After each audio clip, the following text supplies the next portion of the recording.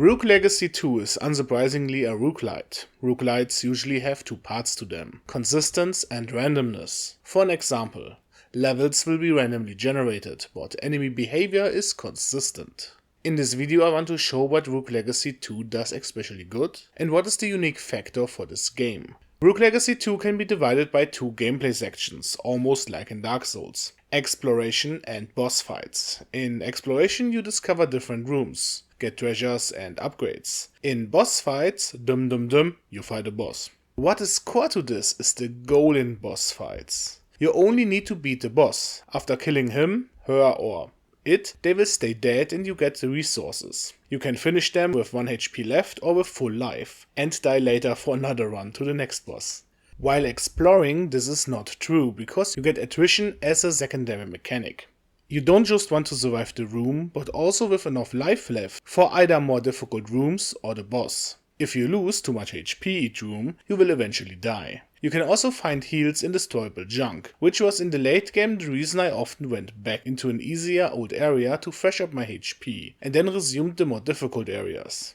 Rogue Legacy 2 is a good example how RNG can be used in video games. It's not the anchor of your success, but the source of variety in content. Each time you dive into the castle, which is your main goal in the game, you get different rooms, but with very few exceptions they are absolutely fair and can be overcome with skill or stats. At the start of each run you choose a hero with different traits, that can range from not being able to do damage, over unique modifiers like dashing in any direction, and 2 starting relics or pretty powerful abilities. Each hero has a different class. The knight has a sword, big surprise I know, and can use a shield, and parry sort of.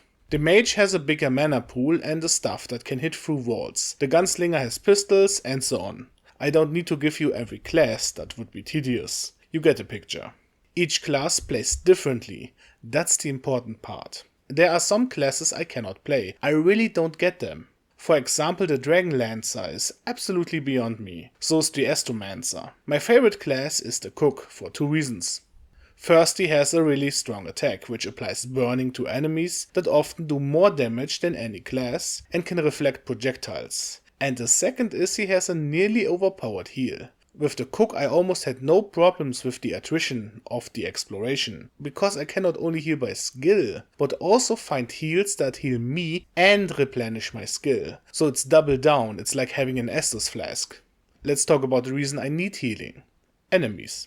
There are some enemies that share a similar artwork, but behave differently. This makes them different enemies in my book, because you need a different tactic. This is a game where I don't wish for more enemy variety, because the game gives it in a strange way. Each room has an assortment of enemies, and because each one has different attacks and behavior, this makes each room a different enemy encounter. Even if you fought against those eyes, axes, daggers or knights before, if they come in a specific setup, you might need a total different approach. The game uses different enemy formations to give combat variety, even if they only use the same enemies over again, which is pretty genius.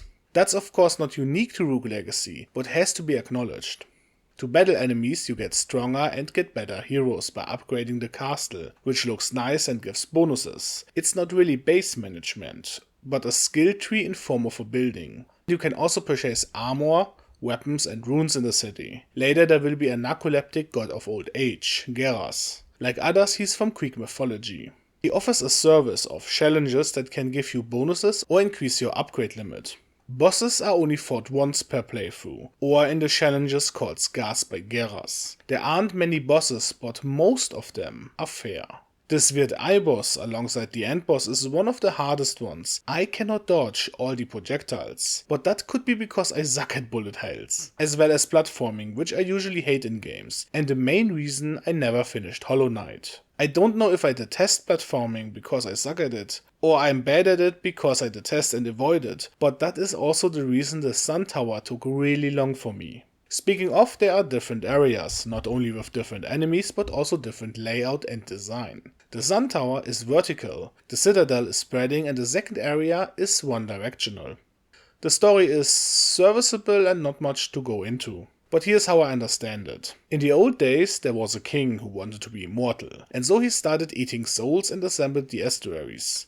Strong generals that should do his bidding, but not only was there then a revolt, but the estuaries also fought among themselves. The king is named Cain, and his brother Abel was put into an immortal state. He reincarnated sort of in all of his descendants, and is tasked finding a fruit that makes the king immortal. Jonah, the leader of the revolt, poisons the fruit and you betray Cain, which is a nice twist on mythology, this time Christian. You kill Cain and for some reason the castle goes down, and you have to fly it up into new lands beyond the clouds. I never encountered a single bug or even stutter in the game. In this regard it's perfect. With this shorter review, I'm out. Farewell.